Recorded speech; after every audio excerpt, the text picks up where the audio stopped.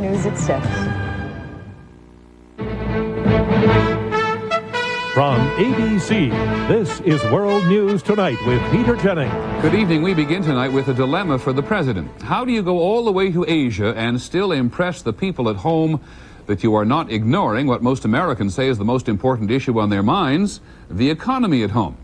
Here's the added dilemma. The New Hampshire presidential primary is less than 2 months away. The president's trip to Asia is in less than 2 weeks. Here's ABC's Britt Hugh. There was the president this morning being photographed with 19 corporate chief executives who'll go with him on his 4-nation tour of Asia starting in 11 days. The trip is no foreign policy junket, the White House would like you to know, but a campaign to spark the U.S. economy by getting American goods into foreign markets. As the president put it, freer and fairer trade. And that message I will carry very, very forcefully. We have shown a lot of forbearance, and I want to see fair play. Those executives said outside that they didn't feel they're being used to make a globe-trotting president appear to be tending to domestic business. Oh, no, I don't think so. No, we got to pull together in this country. We as a business community support the president and what he's trying to do. Well, if that didn't demonstrate White House worry about the president's political standing, look at this. These pictures of Mr. Bush arriving at the White House West Wing at dawn this morning were shot by TV station WMUR in New Hampshire, where the presidential primary is now only 2 months away, and where Mr. Bush is being challenged by conservative activist Patrick Buchanan. The White House allowed that station unprecedented exclusive access to Mr. Bush today.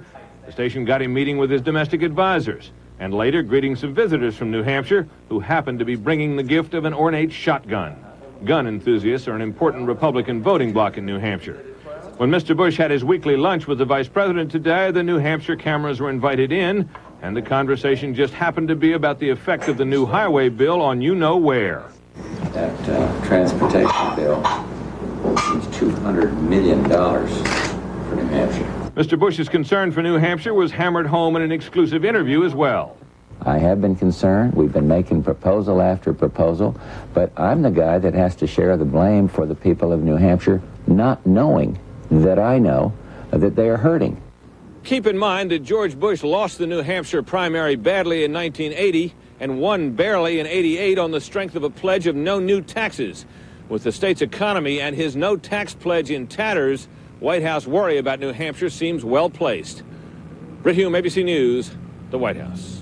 There was another dose of unfortunate news about unemployment today. Nearly 500,000 Americans without jobs filed new claims for unemployment benefits during the first week of December, 79,000 more than the week before. Many economists had expected the number to go up, but not by that much. On the plus side, home mortgage rates are going in the other direction. The Veterans Administration has cut its mortgage rate another 0.5 point to 8%. Mortgage rates across the board are now at their lowest point in 14 years. Which has led millions of homeowners to pull out their mortgages and ask themselves, are we paying too much? Here's ABC's John McKenzie. With home mortgage rates as low as they are, Steve and Gail Poling of Woodridge, New Jersey have decided now is the time to refinance. They've taken out a new 15-year fixed mortgage for $150,000. But instead of 11.5% interest, they'll now pay 7.5%, which means a monthly savings of $260. If you can save 2 percentage points, it's worth doing it, and we were lucky enough to double that. For even greater savings in the short term, families like the Singlenbergs of Chevy Chase, Maryland, are refinancing with adjustable rate mortgages. Their original 30-year mortgage was for $109,000 at 11.5%. That meant a monthly payment of $1,300. Now they've taken a larger adjustable rate mortgage for $145,000 to pay off all their home equity and credit card debts. But with an interest rate this year of 5.6%, the monthly payments are actually $300 less. It's almost like we're getting a new start, a new opportunity, and that feels very, very good financially and psychologically to me. All this refinancing is good not only for homeowners, but for banks, which haven't had much new mortgage business in years. People will find it easier to make their mortgage payment when interest rates are lower. So the chances of a delinquency and, God forbid, a foreclosure are markedly reduced when you get people's rates down. Economists estimate that those who refinance mortgages this year will save a total of $3 billion next year. That's $3 billion of added spending power in an economy that badly needs it. John McKenzie, ABC News, New York. On Wall Street today, the Dow Jones Industrials gained a little over 6 points to close at 29.14, and the trading was heavy. In a moment, some of the other news. Secretary Baker on the future of the Soviet nuclear arsenal. Mikhail Gorbachev a little closer to becoming a leader without any authority. And on the American agenda tonight, giving some young women a new chance to get off welfare. This is World News Tonight with Peter Jennings. Brought to you by the Discover Card. So you just got a cash advance, did you? Too bad you used an ordinary credit card. Because you could be carrying some very heavy interest charges. Why not carry the Discover Card? Just pay your full monthly balance and a small transaction fee, and we'll forget the interest. Which means our money comes with no strings attached. It pays to discover. Cutbacks continue. Recession. Politicians. Crime. Pollution. Daycare. Not having any time. Job insecurity. You never needed it more. A new extra-strength pain reliever made to get today's tough headaches before they really get you. 1,000 milligrams, Stomach Guard, and the name Bayer.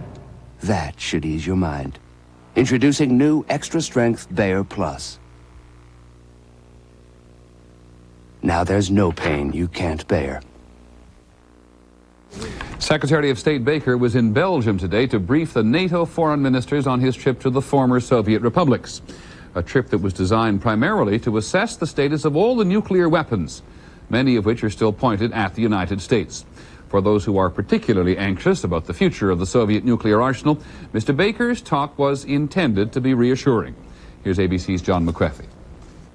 Secretary Baker reported to the NATO allies that 3 of the 4 republics that have strategic nuclear weapons now have told him that they want to get rid of them all.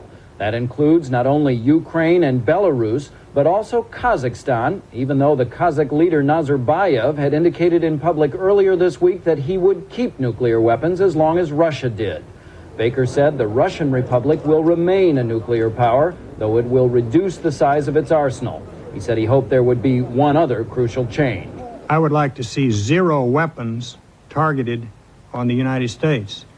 When asked if it was all right with the U.S. that Russia was keeping some nuclear force, without saying the word, Baker left no doubt that the answer was yes. I'm not prepared today here, having said that, to subscribe to the philosophy of denuclearization. In other words, the Secretary is worried that if Russia gave up its nuclear weapons, it would be a powerful argument for the U.S. to give up all of its own. And that could be dangerous, the administration argues, as long as other nations are capable of developing nuclear weapons. So the administration view is that nuclear weapons in Russia make the world safer as long as they're under tight control. John McCarthy, ABC News, NATO headquarters in Brussels. So what about that control? Joining us from Washington this evening is our occasional consultant on such matters, military ABC's Tony Cordesman. Tony, let's deal first with the Soviet strategic weapons, those long-range ones aimed at the U.S. Are they all under lock and key? Is there any reason for anxiety? They're all under somebody's lock and key, but we're talking well over 10,000 weapons. If they're on a submarine, they can be launched without central control because the code comes in and the crew can launch. If they're on bombs, the safety devices can be bypassed relatively quickly. If they're on ICBMs, eventually after several days you can probably break the system, and hundreds of weapons will be somewhere in the system being changed, being renovated and altered. So you're saying, in a phrase, it's kind of loose at the moment? I don't think it's loose, but if you have any significant faction of the Soviet military that wants to seize control of those weapons, and it has time, it can do it. What about the political control on the military? Isn't that essential to opening the codes? Well, it is essential to opening the codes, but the codes are simply a way of slowing down the release of the weapon. Over a process of hours or days, you can always break the security system and eventually use the weapon. How about the tactical weapons? There are many more of those than there are the long-range strategic ones. Well, we're talking an extraordinarily wide range. There are in many other republics than the 4 republics which have said they're giving up weapons. Many are relatively old. The security systems on those weapon systems are generally far easier to bypass, and it's quite clear that the present civilian leadership of the republics frankly doesn't know how many weapons they have and has no real experience in controlling them. So in a phrase, Tony, you would say that the U.S. should keep pressing and pressing very hard in order to get as much control as possible in a short period of time. That's absolutely critical. We're talking more than 27,000 weapons, perhaps as many as 35,000. If only a few should slip out of control, the results could be devastating. Tony Cordesman in Washington, thank you. In addition to talking about nuclear weapons today, the North Atlantic Treaty Organization also announced a new aid program for the Soviet Union. The 16 members of NATO have now agreed to send food and medicine and distribute it themselves with NATO planes, NATO trucks, and even NATO soldiers. The NATO foreign ministers also said today that recognition of the republics as independent nations could come in a matter of weeks. Even Mikhail Gorbachev now acknowledges that his dream of keeping the Soviet Union alive with him at the helm is now dead. When asked today whether he believes his job will be eliminated, he answered, "We are beginning a new life, and let it be so." ABC's John Donvan is in Moscow. The plaque outside the office door says, Mikhail Gorbachev, Soviet President. Inside, Gorbachev carries on, determined, it appears, to be seen leading the Soviet Union through its last days with as much dignity as possible. It is not easy. A Kremlin source reports that the Russian Republic cuts off funding for his office a few days from now. A Moscow newspaper reports the Republic has also seized control of the Kremlin internal phone system. And where before Gorbachev met a constant stream of world leaders, lately he fills many hours meeting foreign journalists, aid workers, and a few days ago, a German rock group. By contrast, Boris Yeltsin, who was off today to meet the Pope and the Prime Minister of Italy, after predicting that Gorbachev will soon be doing charity work. Yeltsin left on a Soviet Airlines plane painted over to serve as his own presidential aircraft, part of a growing list of Soviet property that Yeltsin's government is simply taking over for itself, including, it was announced tonight, the Soviet Foreign Ministry. The legal basis for all these changes is far from clear. They are acting maybe in accordance with their own laws, but we should understand that still laws of the whole Soviet Union exist, and we cannot ignore them. Gorbachev continues pleading the same point, insisting on TV tonight that the Soviet parliament must have the last word on dissolving the USSR. But it is unlikely he could even muster a quorum there. A few days ago, members were at the podium demanding that Gorbachev resign. Still, Gorbachev insists on performing the legal duties that remain to him, only today filling a diplomatic vacancy by appointing a new Soviet ambassador to Ireland, as though being in office is still the same thing as being in power. John Donvan, ABC News, Moscow. We'll have more news in just a moment.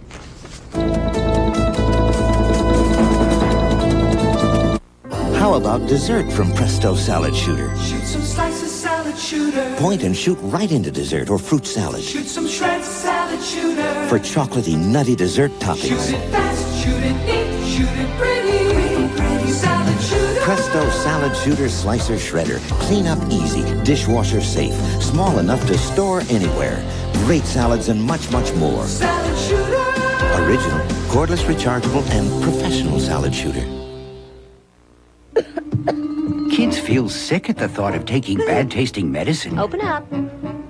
But not great-flavored Dimetapp DM. Don't like Dimetapp. Pediatrician recommended Dimetapp and Dimetapp DM. Works as good as it tastes. I was a dedicated beard wearer until my wife gave me the new Remington Microscreen Elite. It's quick. It's close. The Remington Microscreen Elite has 2 ultra-thin screens. So comfortable, shaves as close as a blade or your money back. That's Remington.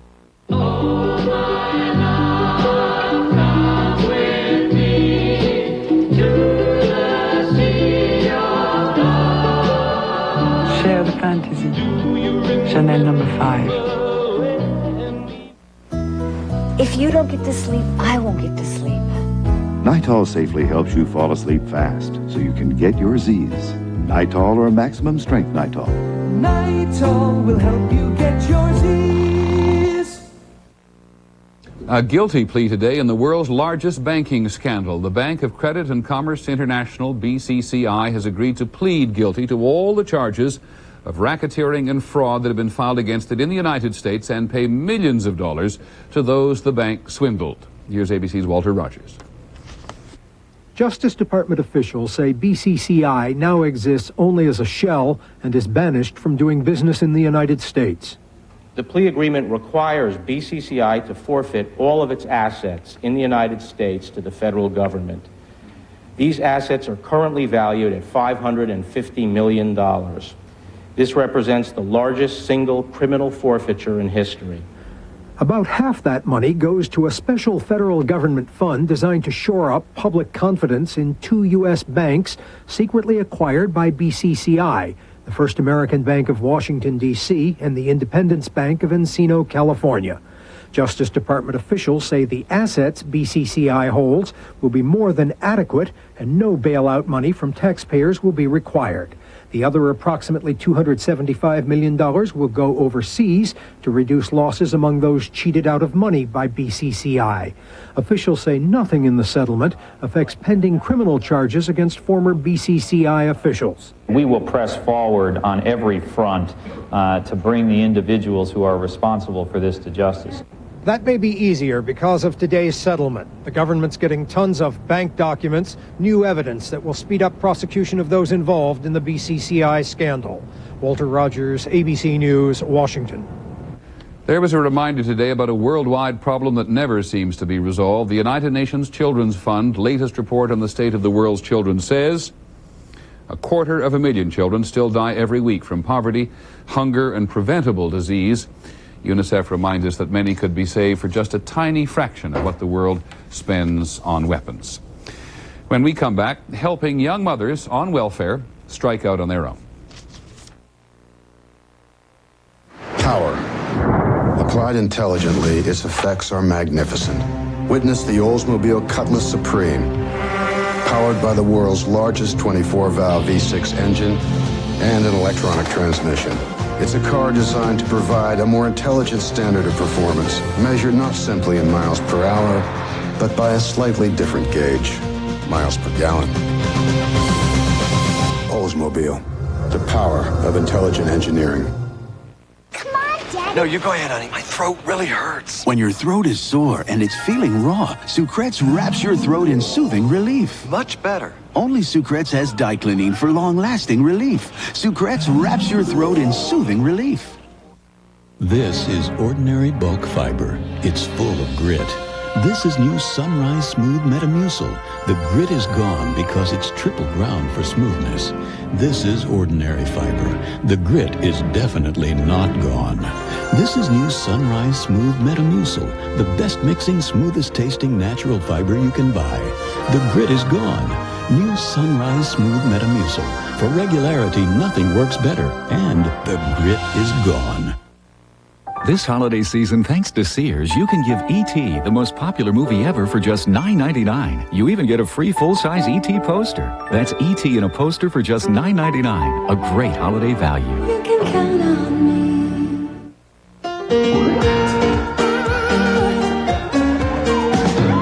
Oh, my prayers been answered. My dreams have come true. I just want to fortune out of the blue.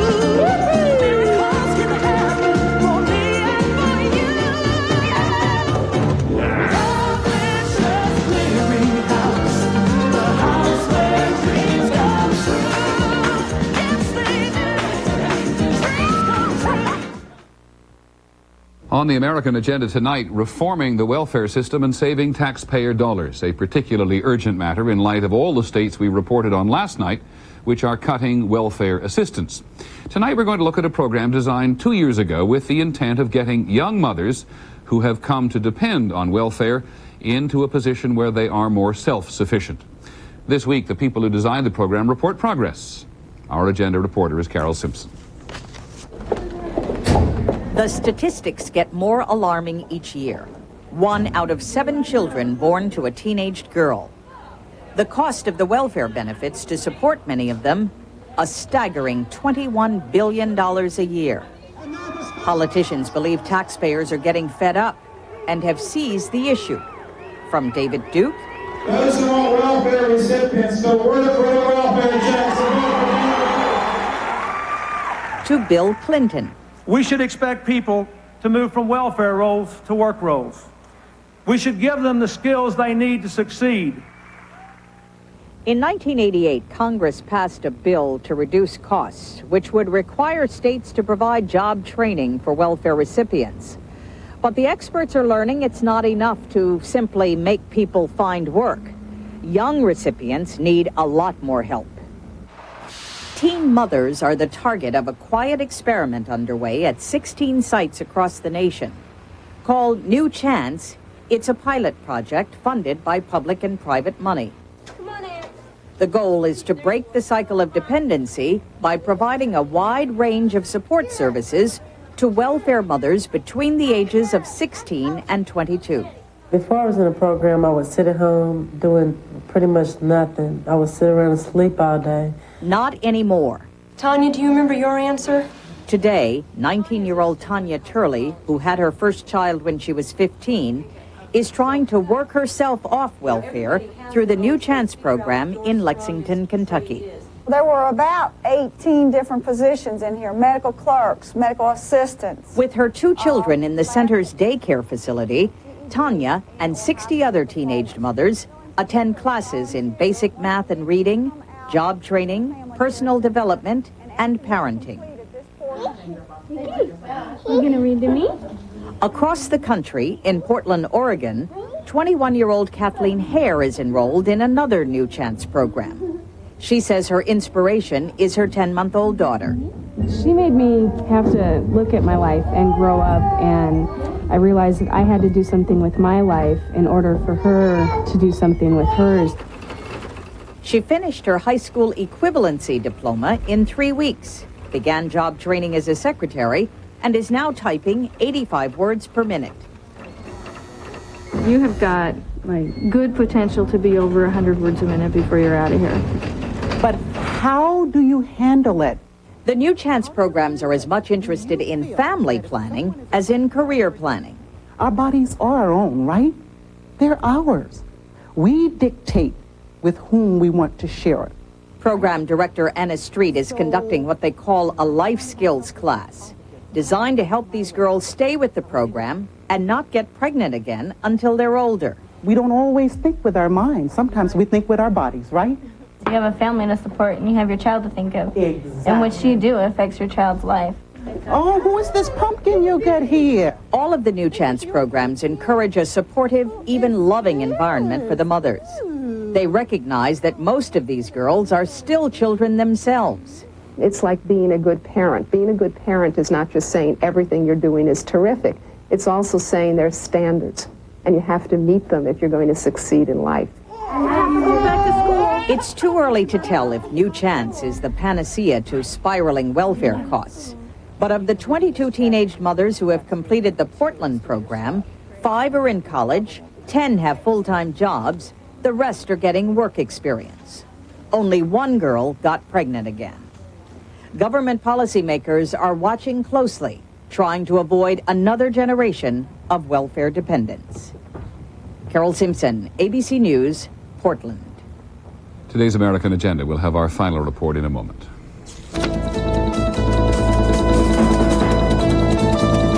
This Christmas, you can send a beautiful gift without ever having to leave home. The FTD Season's Greetings Bouquet. It's highly recommended by the one big guy who should know. It's as easy as FTD. For years, Pledge has kept our furniture beautiful. Well, now New Pledge does even more with a special dust-resistant formula called Dust Block. Now Pledge actually repels dust. 2 weeks ago, I polished the word Pledge into this table. Watch. New Pledge repels over half the dust I'd get just dry dusting. Pledge with Dust Block, it actually repels dust. Also try New Pledge Household Cleaner. Not a polish, but a liquid cleaner to deep clean all your wood surfaces. From SC Johnson Wax. This is regular. This is better. This Bayer is regular, but for headaches, Anacin is better. This is regular. This is better. This Bufferin is regular, but for headaches, Anacin is better. What makes Anacin better? It's simple. Regular Bayer and Bufferin have one ingredient for pain, but Anacin has two ingredients, an effective pain medicine plus a second ingredient that makes Anacin work better. For headache relief, get Anacin. Get better.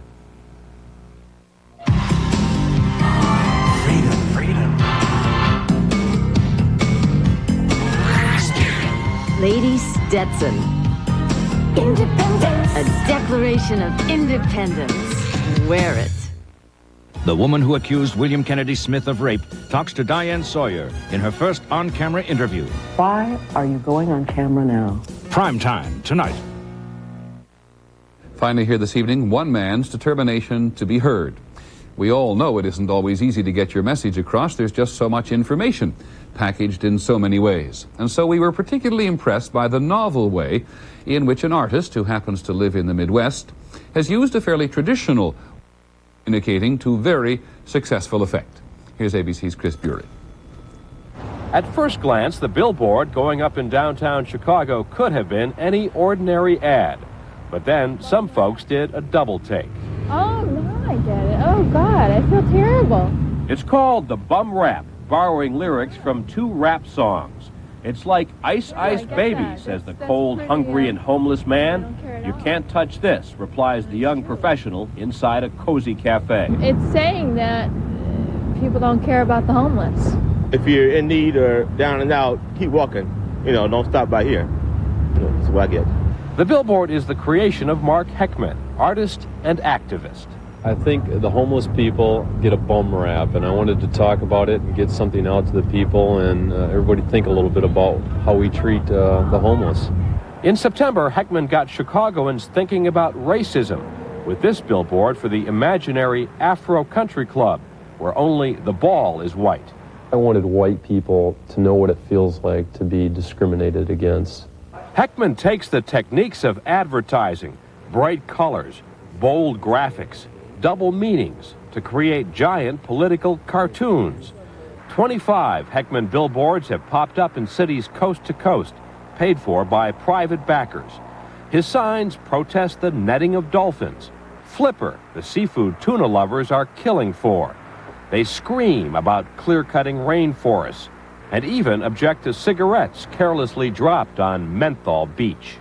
I find something that starts really eating at me, and that's when it's time to do a painting and a billboard on it. The young artist supports himself selling traditional oil paintings, including a recent portrait of Gerald Ford for the state of Michigan. But Heckman's favorite canvas is the billboard, his preferred patron, the common man. I like communicating to the worker, the guy that's driving down the street every day. And it's just important for me to talk to those people as the artsy-fartsy, buyers, Heckman's next project is Busch Gardens, a billboard barb aimed at the president's environmental record. Like his other work, a warning sign designed to make people think at any speed. Chris Bury, ABC News, Chicago. And that's our report on World News Tonight. I'm Peter Jennings. Good night. And now, the news continues with Channel 2 News at 6. Good evening, everyone.